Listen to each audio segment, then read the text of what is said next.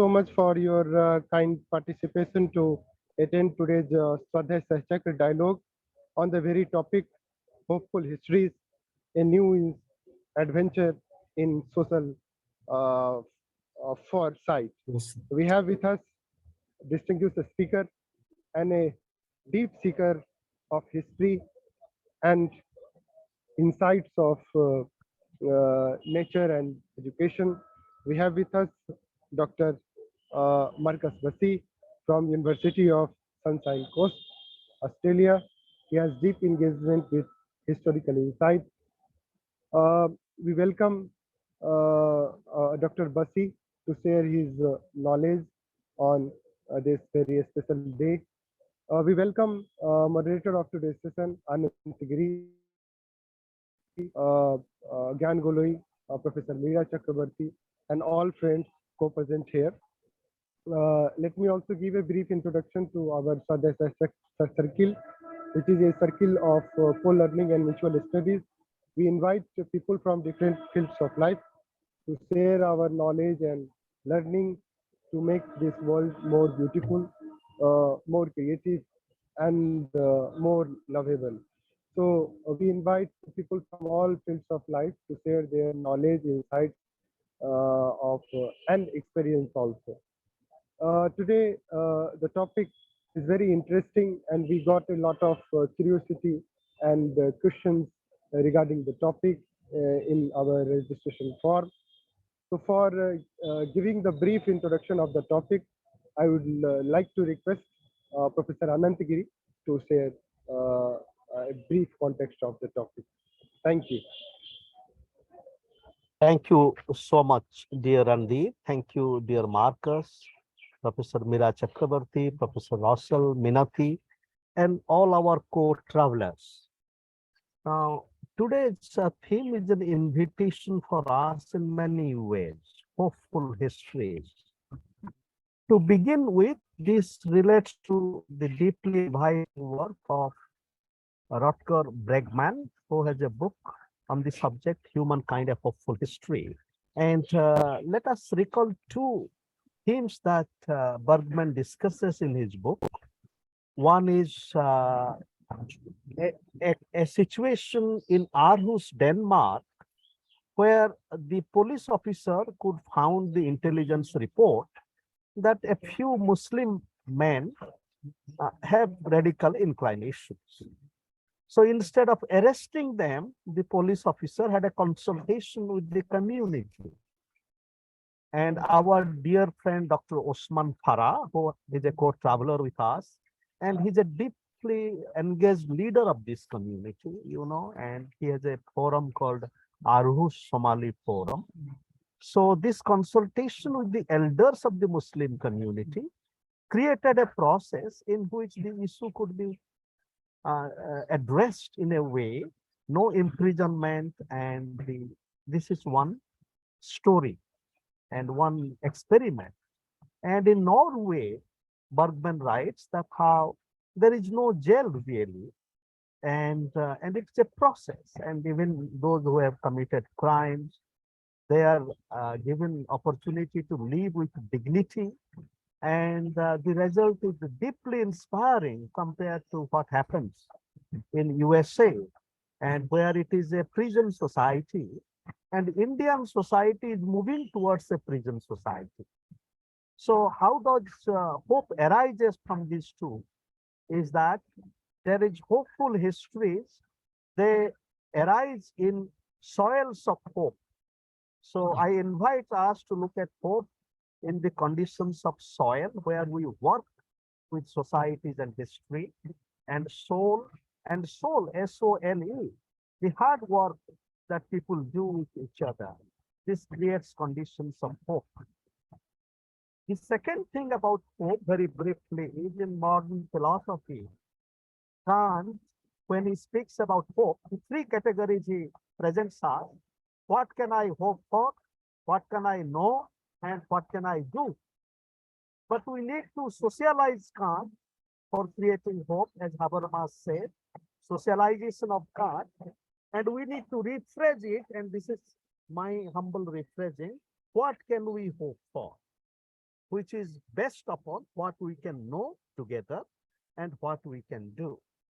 Habermas also a very deeply inviting challenge for us when he says that history is a history of shattered expectations. So therefore, hopeful histories, they exist in the context of shattered expectations. Hope and despair.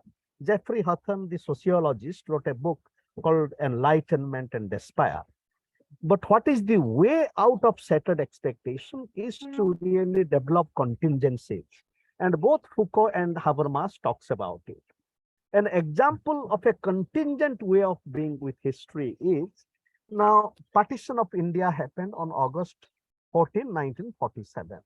For a moment, let us think what would have happened if India was not partitioned. It is a contingent way, but then to think that India was a partition inspire us to live as if India was not partitioned. And there was a great philosopher at the turn of the last century, Iyengar, who wrote a book called Philosophy of As If. My submission is that hopeful history via contingency invites us for a philosophy and history of as if. And today we can really live as if India is not partitioned, which requires a set of processes like free travel across the borders, more collaboration, much more cultural and literature festivals.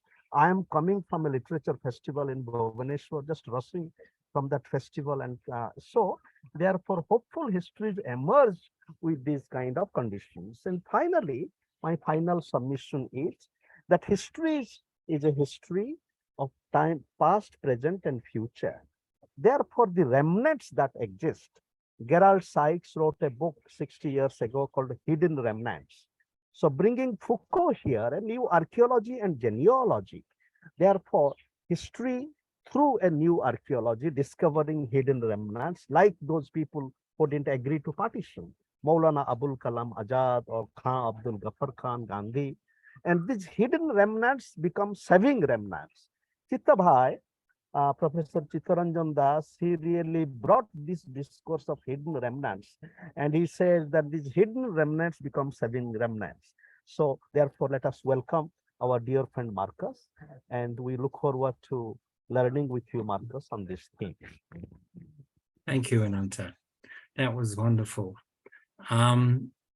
I thought I saw that Minati was going to sing for us before I start. Is that true, or did I see that? I saw it in some notes somewhere, Ananta. Maybe or Randhir. after. I have requested her to sing a poem to you, but it is after you. Okay. No, that's very fine then. I was just checking. I didn't want to, you know me, I love songs and I love the creative. So it's all very good. Now, where to start? So I'm going to start with myself and my story. I've been noticing over the last few years, there is a divergence between the, I guess, traditional historical approaches, which tend to, in a sense, separate themselves from the current issues that we face. And then there are historians like Bregman that Ananta mentioned, who are offering new ways forward, new pathways. They're challenging the traditional narratives of the historical. And this is happening very broadly across the humanities. It's not restricted to history as in formal traditional history. It's more to do with an emergent historical consciousness that is shifting the conversation away from decline. The classic model from macro history of the decline and fall, Toynbee and so on, is no longer the only narrative available to us. In some of my recent work, I've been quite critical of the concept of the Anthropocene because it offers us a dead end. It is not a hopeful concept. It's more diagnostic.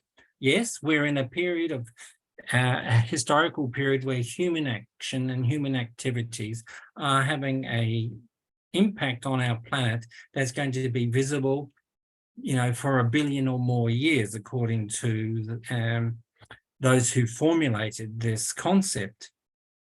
We can't argue with that, but we can argue with the thinking around the human character itself.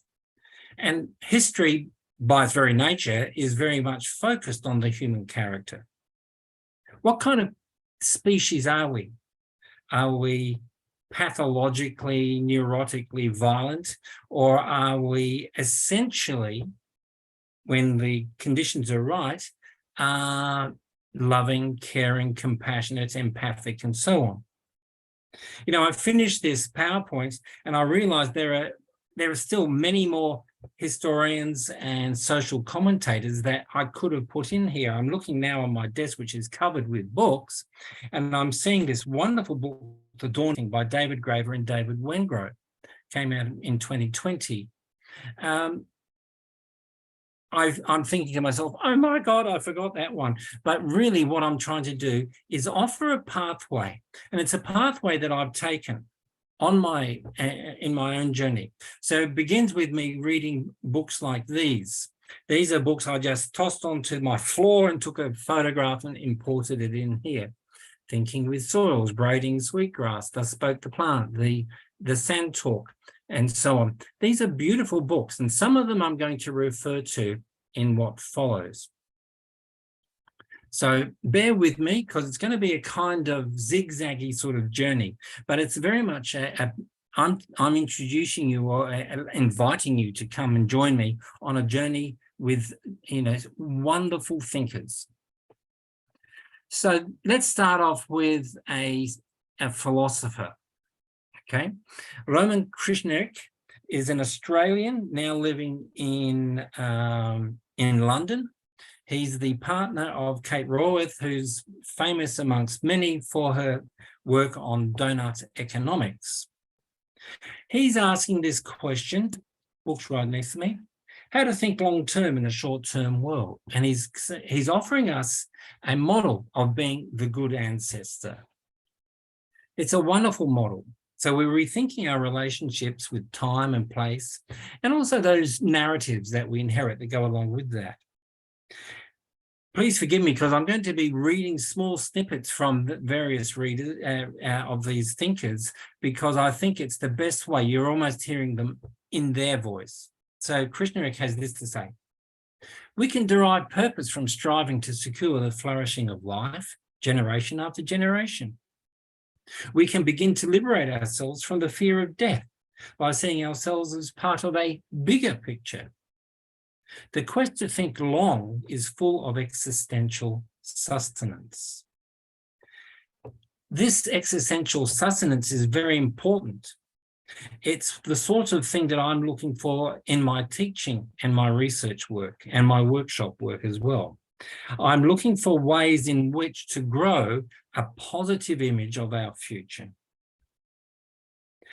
I have on my phone here, just came through about half an hour ago, one of my students posted to me, he said it's a depressing read. And it's about the fact that our civilization is suffering from depression. And that depression is of an existential nature. It's about enemy. It's about alienation. It's about separation. It's beautifully written, and there's a lot of pathos to it. I was skimming it just before I entered into this meeting that we have now. And yet it doesn't offer a way out. So where am I going then in all of this? It's not going to click. Let's do it now. Well, the first thing I do is I put myself into the Long Time Academy. It's designed and put together by people who are crossing a set of disciplines. Brings together Roman Krishnarik is interviewed, the guy I just quoted before. Ella Saltmarsh is the sort of the thinker behind much of this. It's a 5-part series, but it offers visualizations and embodied work and so on. It's a really exciting enterprise. It's about 5 episodes long.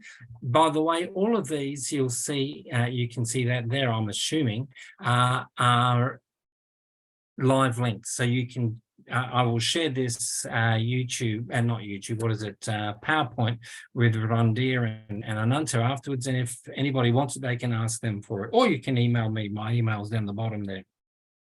So I turn to interventions like this Long Time Academy because they make accessible the sort of thing that Krishnarik is talking about, Kate Rawork is talking about for that matter, and many other historians like Graeber and Wengrow.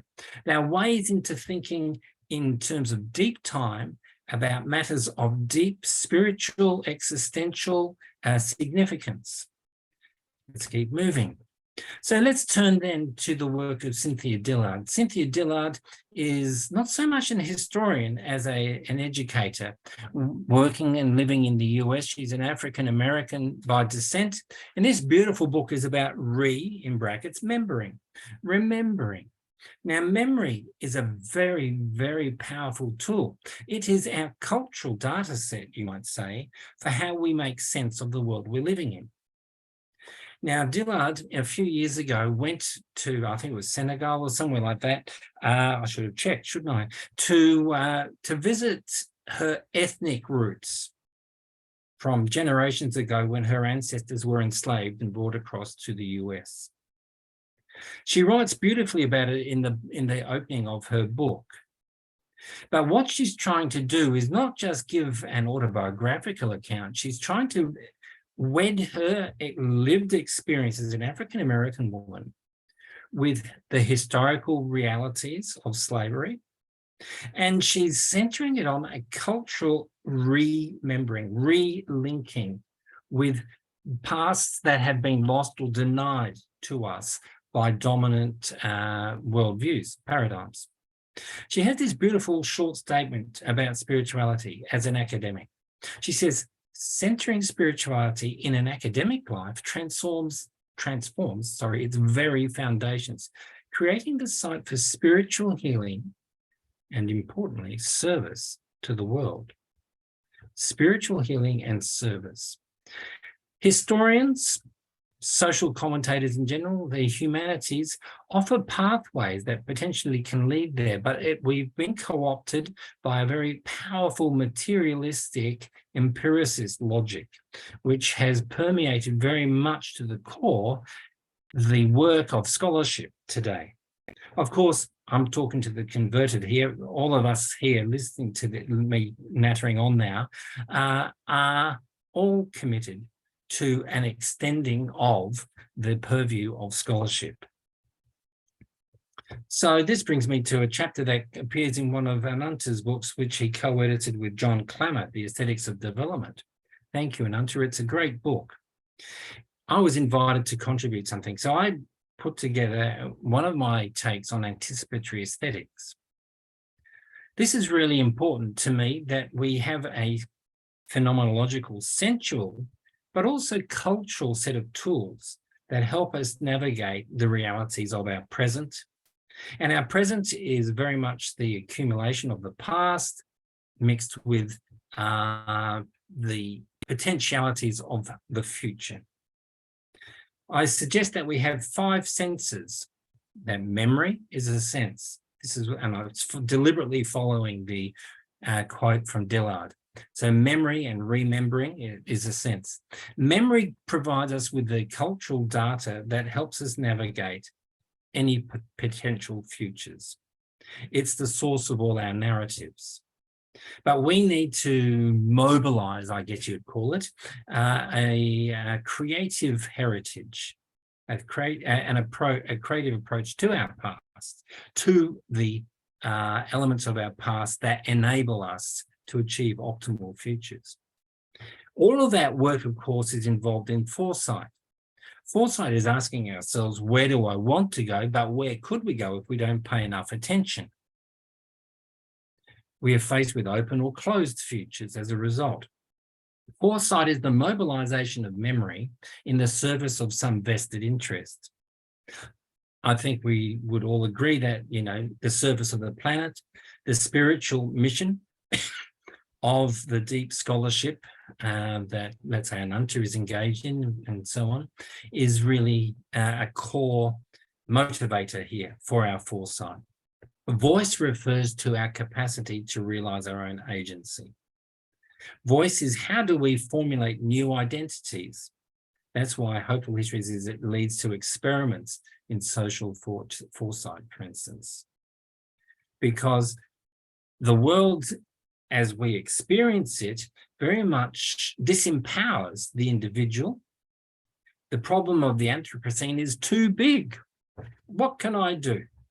I can put solar panels on the roof if you're affluent enough, or I can stop eating meat if you're radical enough.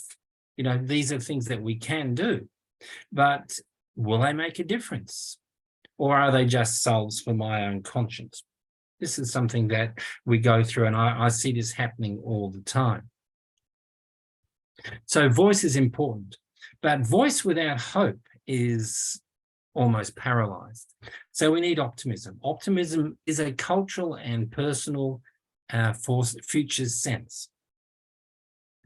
Optimism is very much what I'm going to be talking about in the coming slides for this short lecture. So I'm not going to dwell more on that. I'll move on to yearning. For me, yearning is the fuel in the tank, you might say. Yearning is our yearning for futures that are optimal, yearning for security, yearning for a relationship, yearning for connection. To me, yearning ultimately is a spiritual quality. My teacher, Prabhat Ranjan Saka, talked about the longing for the great, or yearning for the great, that we long to return to that from which we have come. As a cultural, historical motivator for action, I see all evolution informed by this yearning.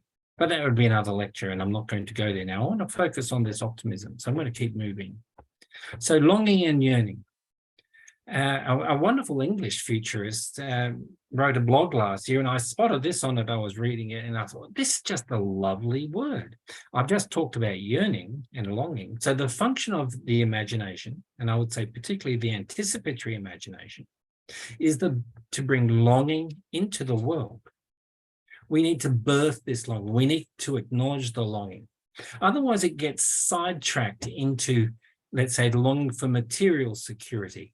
How many motor cars can we have? Or how much money do I need in the bank? Or, you know, however you're going to measure your material success in life.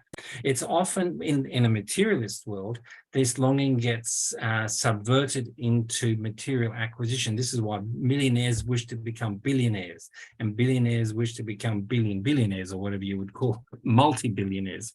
Okay, so Andrew's insight here is, I mean, that's a link to his blog. I think is really profound. So what can we say about hopeful histories? Well, I've turned to Rebecca Solnit, who's got this lovely little book, Hope in the Dark, it's called, this one here, okay? And she has this to say: authentic hope requires clarity, seeing the troubles in this world, and imagination, seeing what might lie beyond these situations. That perhaps that these things are not all inevitable or immutable, okay? And that must be a typo. That reads really badly. I always type these things out, and often I do them too fast. So yeah, authentic hope. So we can have wishful thinking, we can have ungrounded hope, but I'm talking about what I call constructive hope. Hope that actually building the future. So Solnit's a great place to start, because she says, look, we've got to acknowledge the troubles in this world. We can't deny them. Hope's not about burying your head in the sand, but there's a certain kind of imagination. I call it anticipatory imagination, that sees what might lie beyond the situation. That, in other words, makes the world we're living in remarkable. Ananta's already introduced us to Bregman, his wonderful book, Humankind, A Hopeful History, filled with many, many stories, like the story of the Norwegian police. I had my nose today. I returned to one of my old camping grounds, you might call it, with the Easter Island story, where he dismantles the Easter Island story, which is very powerfully presented by Jared Diamond, for instance, in his book Collapse. But according to Bregman, can be read in a totally different way. That human beings are not selfish. Human beings are not mean-minded, that they're going to cooperate and collaborate rather than kill one another when the chips are down. So Bregman, at one point in his narration of the Easter Island story, towards the conclusion of it, he has this to say: I'm no skeptic when it comes to climate change. There's no doubt in my mind that this is the greatest challenge of our time, and that time is running out. What I am skeptical about, however, is the fatalistic rhetoric of collapse. This is the Anthropocene stuff, of the notion that we humans are inherently selfish, or worse, a plague upon the earth. I'm skeptical when this notion is peddled as realistic, and I'm skeptical when we're told there's no way out. Too many environmental activists underestimate the resilience of humankind. I think this is, when I read that, you know, it really made me jump in my chair, you might say. I don't even remember where I was when I was reading it now, but that's beside the point. The point is that Bregman is providing multiple interventions in stories that have defined how we as human beings see ourselves, particularly the affluent human beings who read and listen to these stories. He, you know, like all literate people, he's writing for a literate class. So he takes to task, you know, the selfishness of humanity, and he provides example after example, as Ananta's already pointed to, of alternative ways of seeing this. Let's go back to Solveig for a minute. You know, to me, I mean, it's important to note that her book's called Untold Histories. Its subtitle is Untold Histories there, Wild Possibilities. She says, look, hope's not prognostication. We're not trying to read a crystal ball that's hopeful and sort of fool ourselves into believing this stuff. She provides, like Bregman, you know, multiple stories to illustrate how we should be hopeful. There's food for hope out there. It's often that the media is misleading us. We've been directed to see the world and humanity in rather diminished ways. She goes on to say, hope is an orientation of the spirit, an orientation of the heart. It transcends the world that is immediately experienced and is anchored somewhere beyond its horizon. And I love that, this somewhere beyond its horizon, because that, I think, is speaks to yearning. It speaks to a kind of emboldened optimism. It also suggests that there's a much broader future out there, drawing on broader histories, the untold histories, that are going to potentially mobilize, you know, powerful responses to the difficulties we're facing today and into the future. So then we're talking about timing. It's all about timing. This image is by a friend of mine, Charmaine Seville, who works often with Suhail Inayatullah, and she made this image to go with a short article he wrote. And he was talking about timing too. And he says, look, this is a renaissance of self and society, linking the European Renaissance with the Axial Age. Karl Jasper's Axial Age. That is an explosion of inner and outer creativity. New, immersive AI, robotics, art, sensing technologies, new discoveries from space, new inner meditation as well.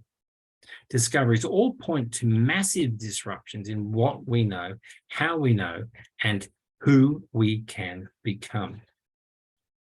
I think that's a very powerful image.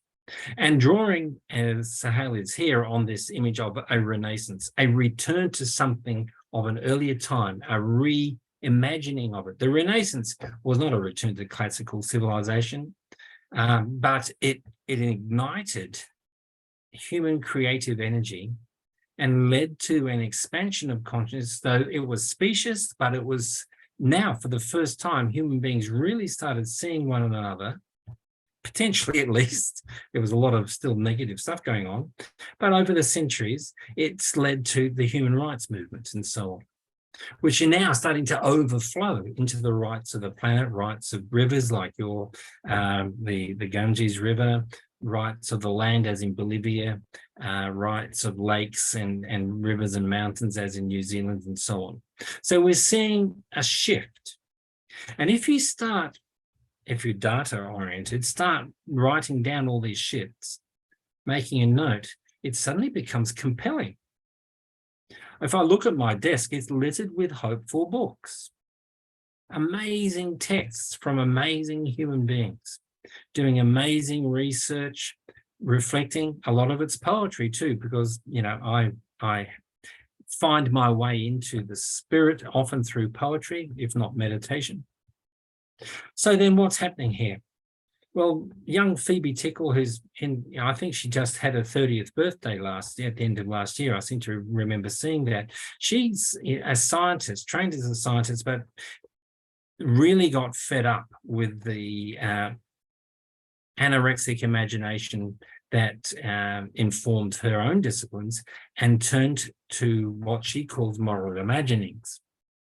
Okay, and she says this: most people are living a life that is a shadow or a small segment of the life they could be living. By that, we don't mean they could be living more in terms of material wealth. We're talking about the kind of life many of us imagined when we were younger, one that is rich with meaning and builds itself around what is important or even sacred. If we have been living through the great flattening, then what we need is a great unflattening. Earlier on in this, it's an online article, you can get to it by clicking on the blue there with her name. She talks about the great flattening as in modernity's flattening of the world epistemologically, so that it becomes less vital. It becomes an object that we look at. Her moral imaginations is all about reclaiming our right to entanglement, to being entangled in this world. And a lot of the best hopeful histories, this Graeber and Wengrow book, for instance, next to me here, are pointing us back or leading us back to entangled complexity in which what matters is the relational, not the definitional.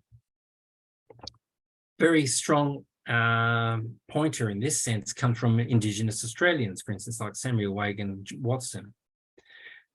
From this little book, Firefront, there's the cover there, and there's a link to it. He says, "The world my children inherit is a scattered plain. The earth is flat and often void of the echoes of their elders, his elders, and by extension, humanity's elders. We've lost much in gaining what we have gained in terms of the current world and the lifestyles that those of us in the middle class are privileged to live." So Wagan and Watson is pointing towards something that, and I've got a lot of these books here from Indigenous thinkers, are saying we need to return to some key elements, the relational elements, the spiritual elements of Indigenous First Nations thinking. Eisenstein, Charles Eisenstein, interesting chap, sometimes quite quirky, but, you know, I really like his work on love and relationship. So I'm just going to read you this, two little sections combined into one here from his book on climate, A New Story, because ultimately history is about story. Human sense making is story. So let me leap into this. Eisenstein. A shift in mythology is more than a cognitive shift. It's hard. The name I like to use for this new story is taken from Thich Nhat Hanh's term, interbeing. I love that term. Interbeing must be more than a philosophical concept if anything is going to change. It must be a way of seeing, a way of being, a strategic principle, and most of all, a felt reality. When we restore the internal ecosystem, that inner world, the fullness of our capacity to feel and to love, only then will there be hope of restoring the outer. The ecological crisis is asking for a revolution of love. That's so profound to me. But it comes through very strongly in this Bregman book. His respect and love and appreciation of humanity is what pours out of this book more than any of the words, you know. And that's also true of this other book, which I don't quote at all, The Secret of Our Success, How Culture is Driving Human Evolution by Joseph Henry. You know, there's a remarkable set of insights based on deep evidential work. It's this one here, The War on Kindness by Jamil Zaki. You know, there is this work of scholars working out of a sense of an ethic of love and relationality. The internal ecosystem is being transformed. And that, to me, is a reason for hope. So where are we going with this? Well, we're striving for a new language, a new form of imagination. Hope is verbal. I love the way Ananta often turns nouns into verbs and so on. This is one such case. Hope is the form of activity that carries or bears a dream. Denora is a wonderful, where is her book? Here it is a wonderful scholar who's looking at the arts and using the arts to reframe human potential. And so we need to understand that we need to do the work. As scholars, we need to dream hope into our work. Love, as Eisenstein would say, into our work. The sense of deep time that love across the generation brings, the good ancestor. An ancestor is someone who is aware of their relationship to the not yet born. We can think of it in terms of lineage, as in human descent, but it's also ancestry of all that is, the animate and the inanimate. If you're entangled, you can't just put all your eggs in the human basket and say, we're going to look after the humans, but blow all the animals, the plants, the atmosphere, and so on. No, it doesn't work like that. So where do we go then? Let's return to Phoebe Tickle's work for a moment. She's arguing for a radical imagination. Long ago, in my undergraduate years, I read Collingwood's work on the historical imagination, the idea of history.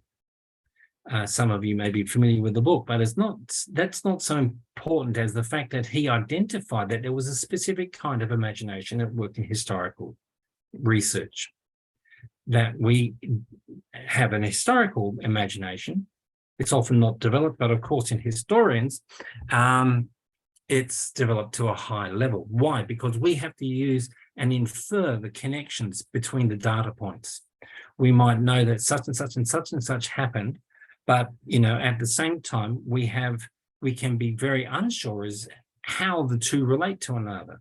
Historians join those dots through deep immersion in the historical realities of their chosen period of study. Futurists do the same by developing an anticipatory imagination. Pay attention, Russell.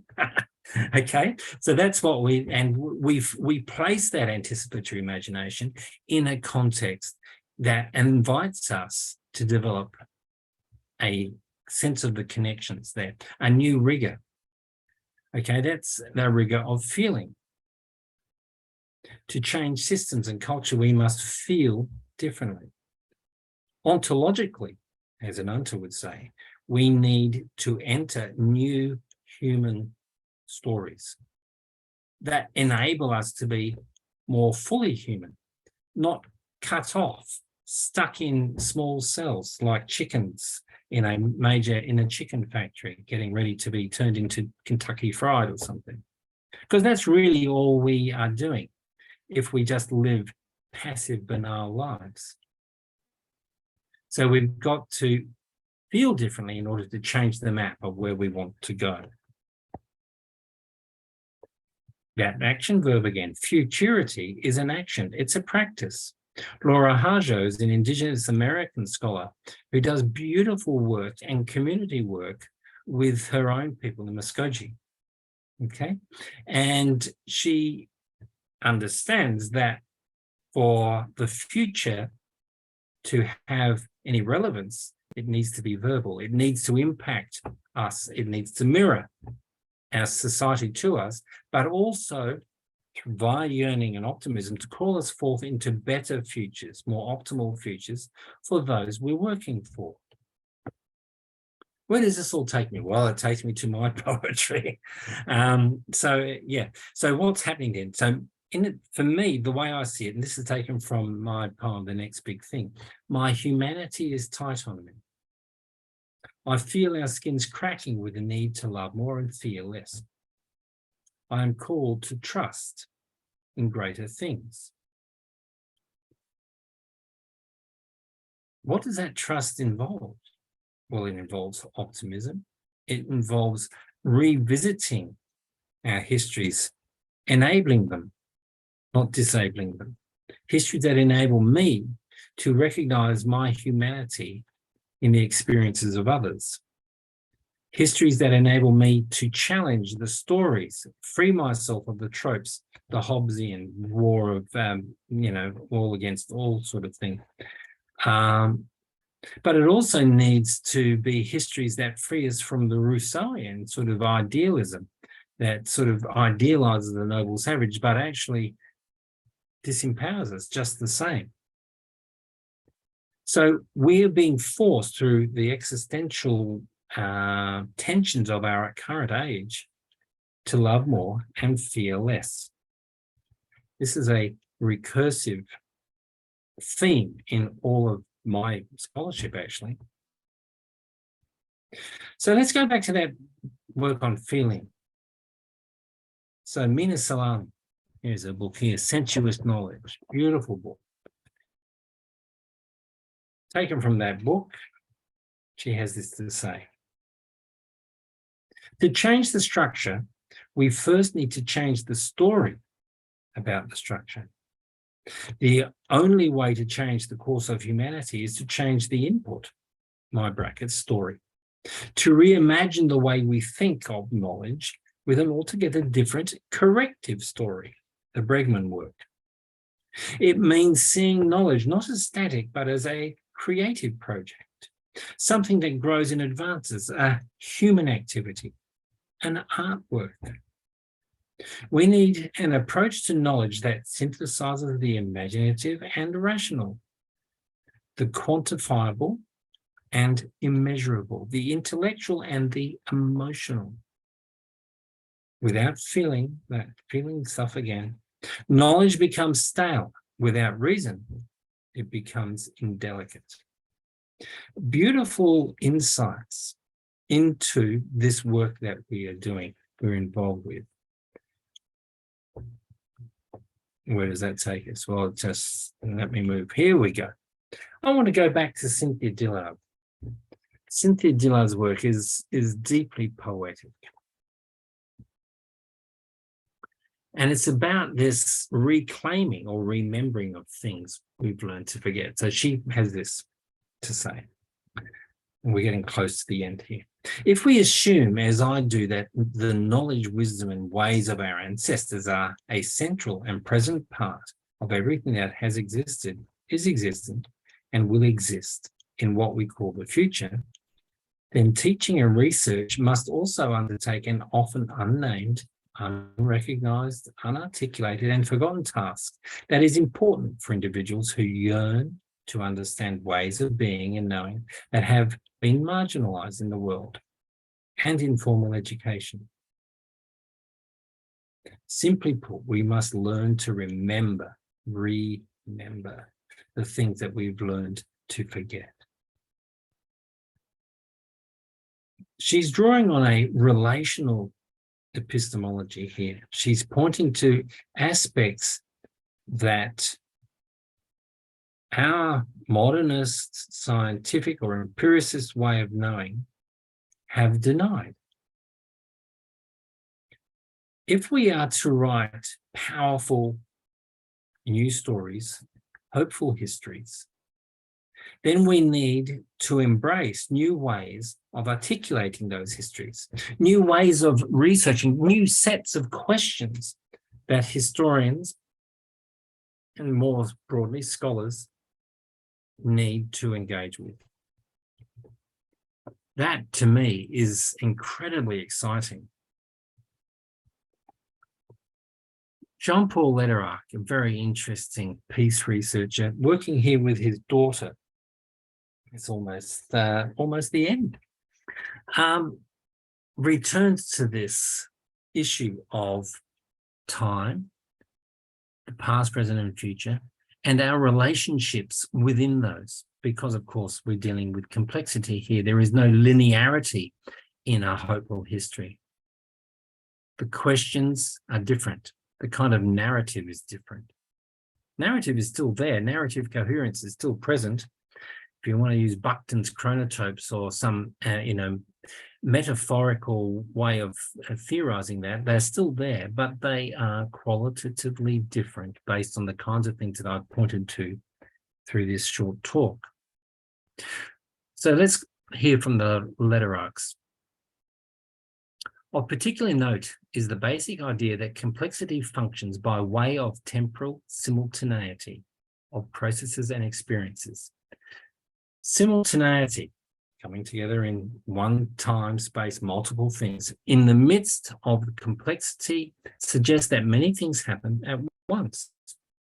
We propose this to study, this is the father and daughter, the metaphoric structure of spatial simultaneity more carefully than that of directional or linear simultaneity. In other words, we come together in spaces. We explore social healing through its metaphoric structure, with an emphasis on examples that address the simultaneity of temporal experiences, the folded nature of past, present, and future, of how we as humans construct meaning around our response to past, present, and future, not as a linear concept, but as lived multiple realities that are simultaneously present in the ways we make sense of our lives, our places, and our purpose, particularly in the context of protracted conflict. There is no doubt that the world we inhabit today is a world riddled with conflict. But behind that conflict lies interesting and often undisclosed stories. Also behind it lies the deep injustices that scar our world and lead to the kind of meanness, pettiness, fear, anxiety, insecurity that leads to the deep identity politics that often is tearing our world to pieces.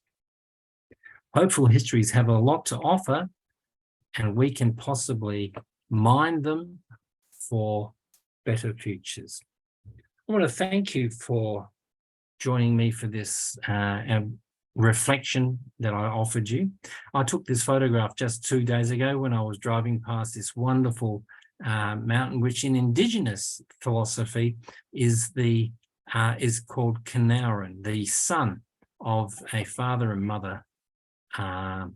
So I've just got to, I've got to stop the share. I'm trying to stop the share and I hit the wrong one. Stop recording. No. How do I stop share? Where does it say stop share? Ananta, I can see you there. You're coming on. So thank you, dear Marcus. So not only I sing with my heart, but birds here also sing. So lovely. Thank you so much. And now, dear Randhir, you can kindly nurture our conversations and looking forward to. Thank you. With my heart. So now questions, comments, and conversations.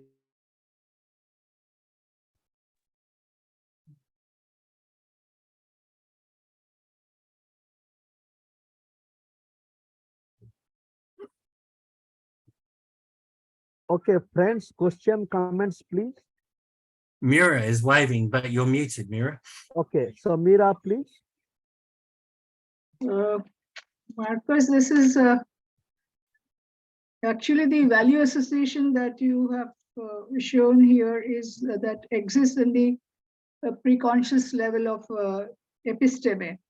But what I'm worried is that in this post-apocalyptic scenario the pandemic has created, how should we negotiate when the phenomenon of death, becomes a constant factor?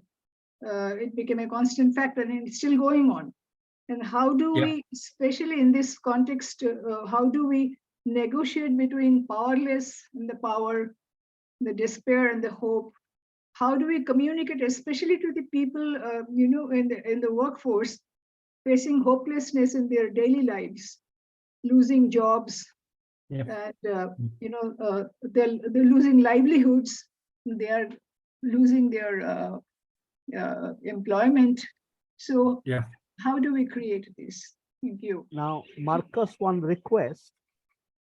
If it is okay, Yep. you can kindly gather, a few thoughts, please. So, Mira, we invite a few more thoughts then. So now, Russell, would you have some thoughts, please, Russell?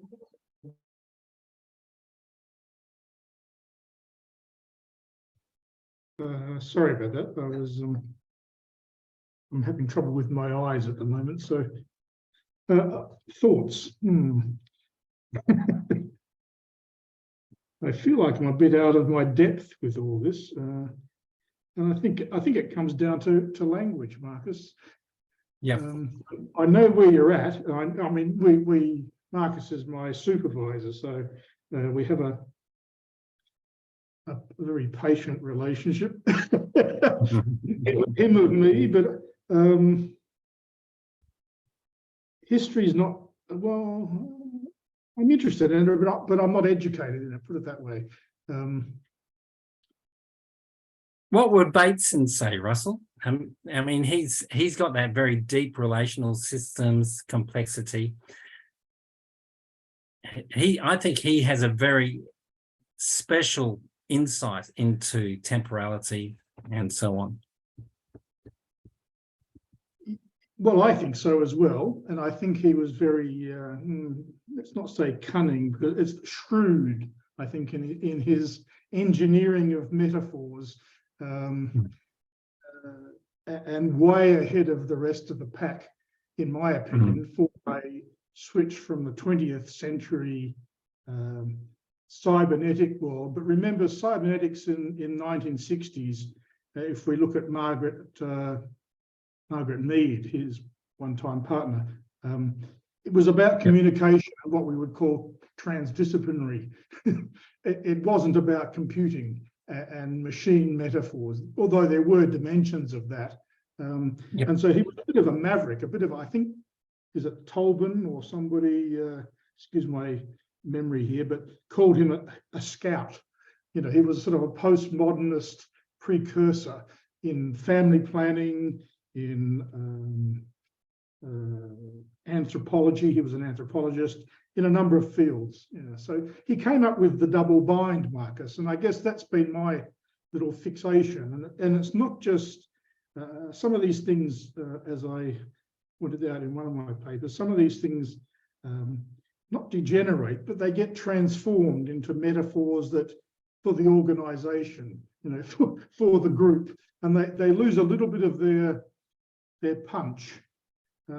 But as I understand it, the essence of this double bind, as he saw it in the 1950s, as an alternative to the schizophrenia issue, and maybe now hysteria, was this sort of falsification of the context. But the key thing was, and this is where I guess I'm trying, you've asked me, I'm going to practice my own thing, but the key thing was the lack of escape, either in a family or in some situation. And I think that this is one of the metaphors that should be resurrected, or at least brought forward in a very clinical sort of way, not suggesting that, we need to go into family planning or anything else, but just how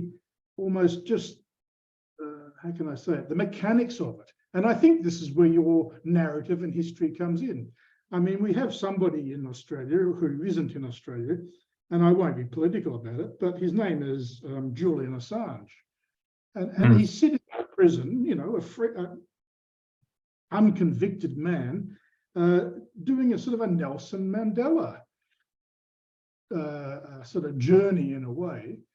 And what do we do about it? Nothing. I don't want to bring it in, but what did Nelson Mandela do? What did these people do when they're put in a cage, in a sense, for 25 years.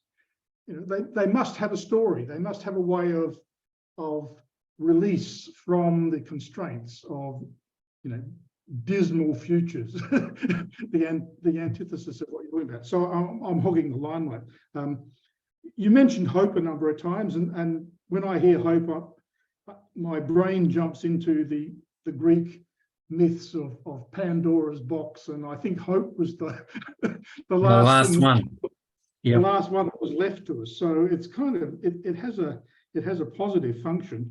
So my question would have, and I haven't formulated, you've sort of pinned me down, is I think it's Prometheus is the brother of, well, he represents Foresight, and I've forgotten his brother who's after sight. Epimetheus. That's the one, yeah. So there's this almost archetypal story going on all through the ages, and I'm sure in India and other places there's the same dynamic. It's, you know, before and after a split world. And I guess what I'm interested in, I haven't worked out how to do it, but how is this history a rewriting exercise to escape a sort of a conceptual double bind? And if we can move into a, you know, it's almost like a clinical thing. I don't want to rob the arts and humanities, but it's almost just an unlocking of a lock. But the metaphor I've been playing with, and I don't know if anyone else knows of Sahale's futures triangle, where you've got the weight of the past, the images of the future, and then the push, and then the dynamics of the moment. And my particular interest there is using the elephant the Asian elephant as a metaphor. And of course, this is with their leg chains and that sort of thing, that condition. But it seems to me that dealing with the reframing this weight of the past, what is it? It's almost like I need to escape, cut the chains and run. And yet it doesn't quite feel right. And my own inner transformation metaphor is a bit like a kite. You know, we sort of haven't quite worked it out, but the kite, you know, the triangular diamond-shaped kite needs a tail. It has a sort of it needs a grounding to it to get the dynamics right between the air and the person with the string. Most kites, and box kites might be slightly different. So in my view is how do we move from chained on the ground to a flying metaphor? It doesn't have to be sort of flying away, but you know, ground to air sort of transformation. But there is still a need for a weight. There's sort of, it's something to do with the balance. So we need to find a way generally to reinterpret the past that we have. Some people may have ancestors and ancestral pasts and narratives which are good and they want to conserve.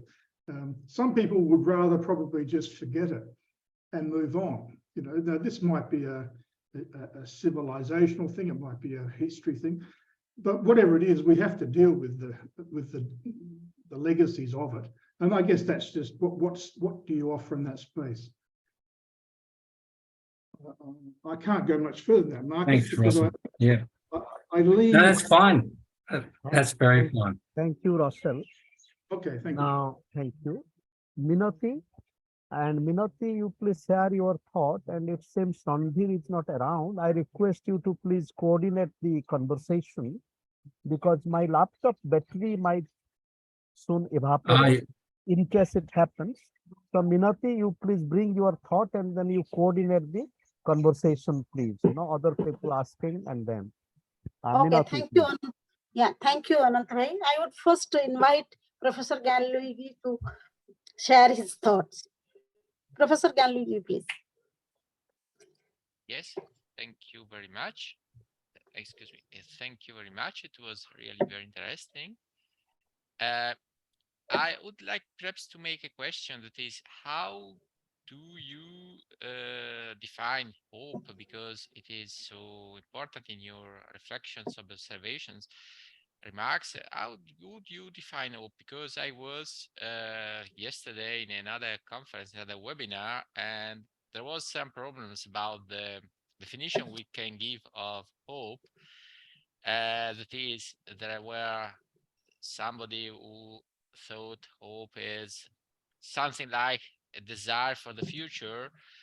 But on the other hand, hope is perhaps something more, can be something more if we can see, for instance, the hope in the sense of a modification of the desire of modification of reality. That is, it is in this sense not only a question of particular desires for the future, but of desire for a global modification of perhaps the social relationships, the social conditions, and so on. That is, I think that I have the impression that hope can be interpreted in very different ways.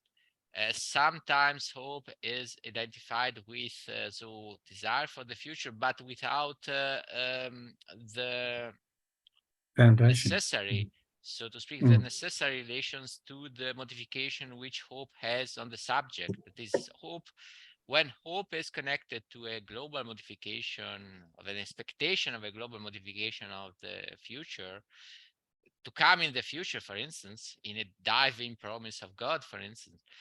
In this sense, hope assumes nearly the sense of modification of the disposition of the subject, of the individual, towards the future. In this sense, hope is something which, of course, involves the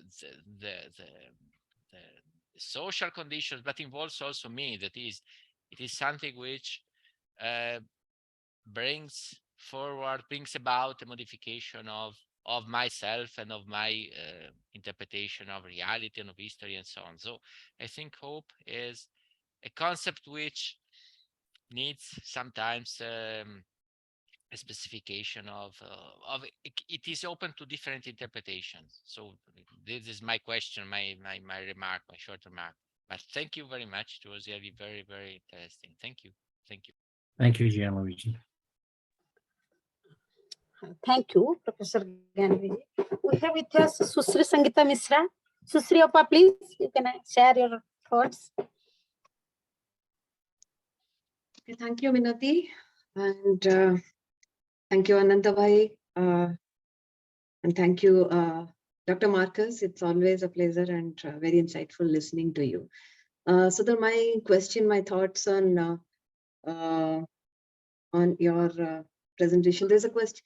Let me bring in a bit of antithesis here, and that is not to counter what you said. On the contrary, I would rather say this so that we can hear more on hope and we get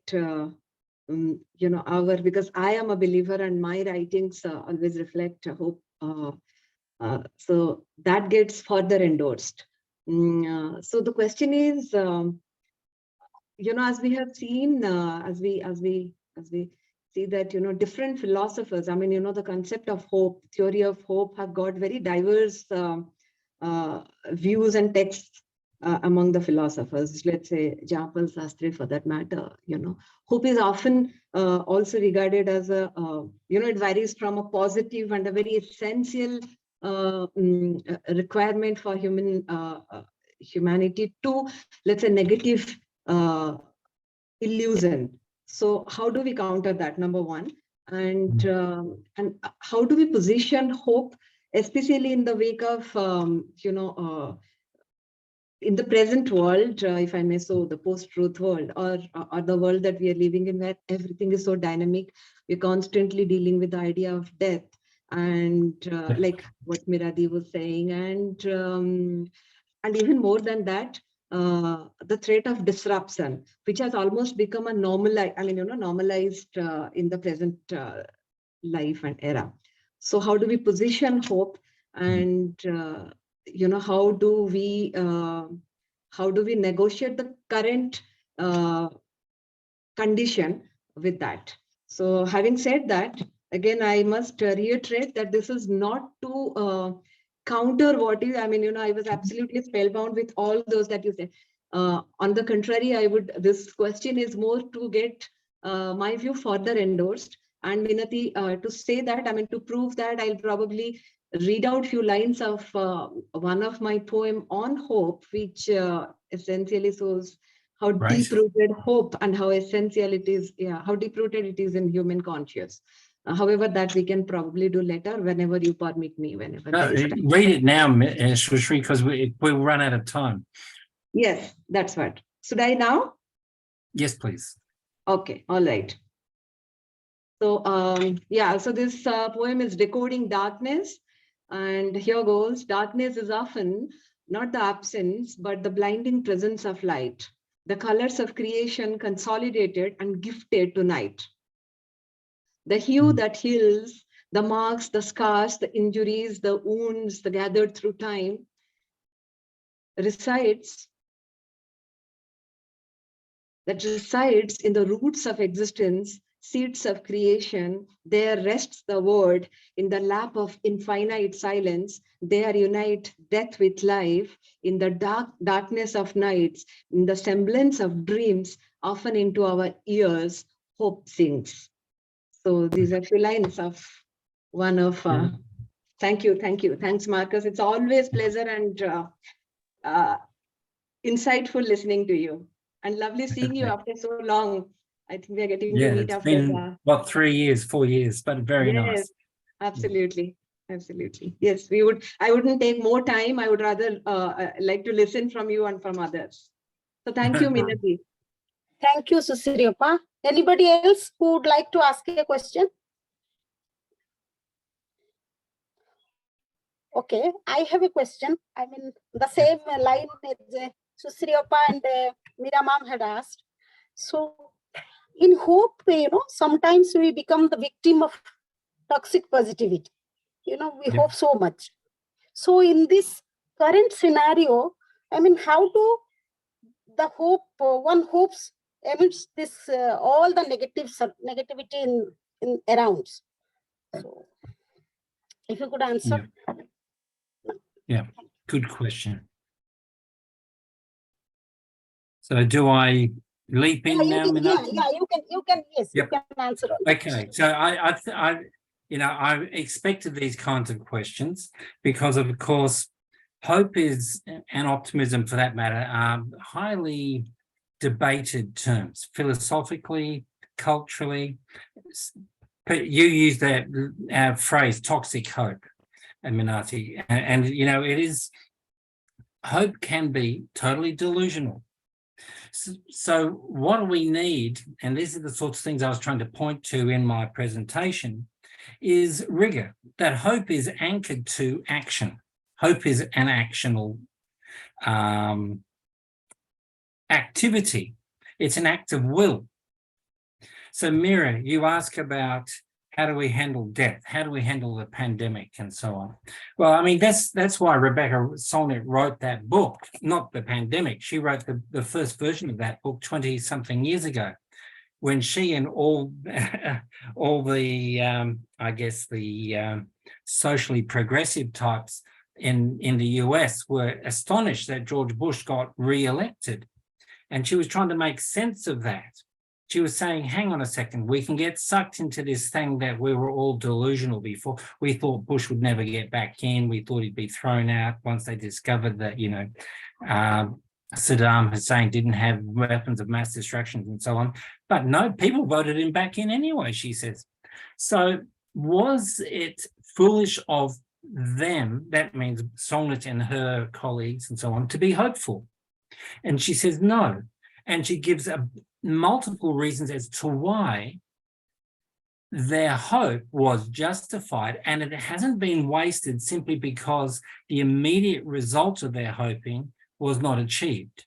That hope is an act of will in the face of the evidence to the contrary. It's not delusional though, and she provides alternative evidence, very much like Bregman provides alternative evidence.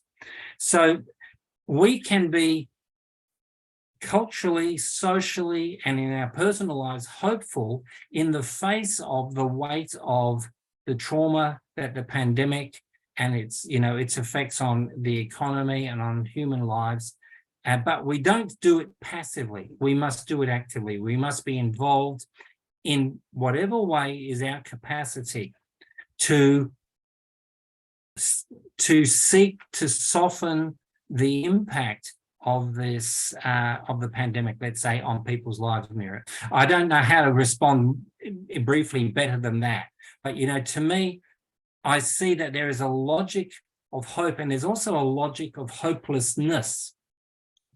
And the hopelessness feeds into a negative politics that has much broader ramifications than does the ongoing hoping in the face of Trump or whoever it is that's in power, the Putin-Ukraine situation, whatever it might be. So I'm hoping that that addresses some of your issues. And of course, in a sense, it sits behind Russell's question of the double bind. And from the Batesonian perspective, that we have a situation where the double bind could, in a closed future, lead us to see and feel hopeless. Because to hope is naive, foolish. It's a luxury of, you know, the affluent middle class, white guys like me and you, Russell, sitting off in our little palaces, you know, in a very safe world. So that's, to me, is one way to see that. The Anthropocene is another form of double bind.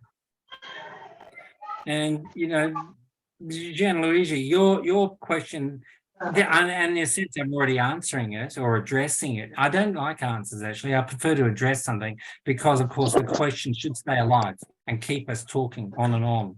But, you know, what does it mean to feel right? Someone needs to mute. Can I do it? No, I can't. Randhir, if you could, yeah, thank you. So I'm just back. Oh, that's right. This question of modification is really interesting. In what ways does hope modify? I was hoping that there you go, I like that. I was intending in my presentation to point to some of the aspects of this feeling, the embodied nature that hope needs to bring forward in a new phenomenological relationship, ontological relationship with human reality. That hope becomes deeply, and Solnit would argue that very clearly, and so does Bregman, deeply political. To have hopeless citizens is what conservative politics wants. Okay, so to engage hope as a political act, or the politics of hope, the politics of joy. I've got a book over there on the politics of pleasure. Really important dimensions of human consciousness that are denied in a politically hopeless world, which is deeply controlled by authorities external to us. So one of the things that hope does is it invites us to take back and reclaim our right to hope and our right to joy and our right to fulfillment and a right to a good life, but not just our right, it's the right of humanity. It expands beyond the individual to the collective and from the species to the more than human worlds that we inhabit. So from my work as a futurist, when I'm really deeply engaged in thinking futures, I'm rethinking the past. So Bregman gives me material that helps me challenge the dominant myths that restrict human agency today, and of course it diminishes the futures that lie before us. And in a sense, Shushri and Minati, that relates to your issues as well. That we are faced with a world in which hope seems to be, what's the word, in short supply, where in actual fact, if you did a tally of all that is coming towards us, there is so much to be hopeful about. Now, I don't believe in technology. I believe in human beings. And I believe that human beings are capable of much more when they're given the tools. So we need to rethink education. We need to rethink economics. We need to rethink the management of the social resources, the planetary resources that we've got. Kate Raworth, Burnout Economics, that sort of stuff.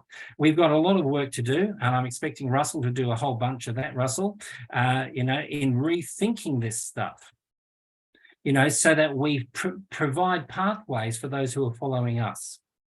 We're at the cutting edge, we're growing hope, and I think that's really important. And I think I will stop there. Thank you very much. Minati, it's over to you. Thank you so much, sir. So, as I have been assigned, I will read a poem. So, as one Marcus Sir's one slide read, hope is the form of actively carries or bears a dream. So does my poetry. In the attempt of writing that poem when Ananta Bhai assigned me, I tried to pen down few lines. Pardon me if I am somewhere wrong, all of you. So I will read that poetry. The poetry is titled Hopeful Foresight. Come, we will write the hopeful history, where the pages will be full of glory, not like before. No gore, no fear to be hidden. We shall find ways to be human. With every kind act and every helping hand, we can heal the wounds and make a stand. With every kind act and every helping hand, we can heal the wounds and make a stand. Be more compassionate and altruistic each day and bring out the best in humanity's way. Then there will be no hungry stomachs. There will be no tears. There will be no darkness of illiteracy and poverty. All these evils can move away, making ways for happiness and gain. The power hungry will be more rational. Mother Earth will spot a big smile. Time of trouble will have no review. Flowers of happiness will bloom in the morning dew. Thank you. Thank you all. So, Ananta Bhai, can we move now towards the vote of thanks?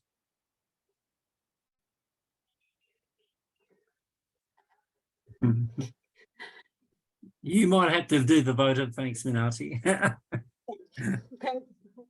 So, okay. I, Minati Pradhan, on behalf of Swadhyaya Chakra and Vishwaneedam Center for Asian Blossoming, would like to thank our today's chief speaker, Professor Marcus Bussey, for his very enlightened presentation, and the question and answers actually gave us some more insight to how the real thing is. Thank you, sir. Thank you so much. I would like to thank our today's moderator, Professor Kumar Giri, and our mentor for choosing the subject and giving us the chance to learn a new subject. Thank you, Ananta Bhai. I would also like to thank all the dignitaries present, Professor Meera Chakrabarti, Professor Russell Clemens, Professor Gianluigi, Dr. Susri Sangita Misra, and other participants for their valuable inputs and questions and being part of our webinar. Thank you all. I also would like to thank all our Facebook platform users and the Zoom platform users to being present with us and learning with us. And pardon me if I have forgotten anybody's name. At the last, not the least, I would like to thank our convener, Professor Randhir Kumar Gautam, for arranging and executing every week such lovely webinars. Thank you, Randhir, and thank you all from the bottom of my heart. And good night or good evening, I can say. Thank you. And thank you, Minati. Thank you. Thank you, Minati. Thank you. Thank you.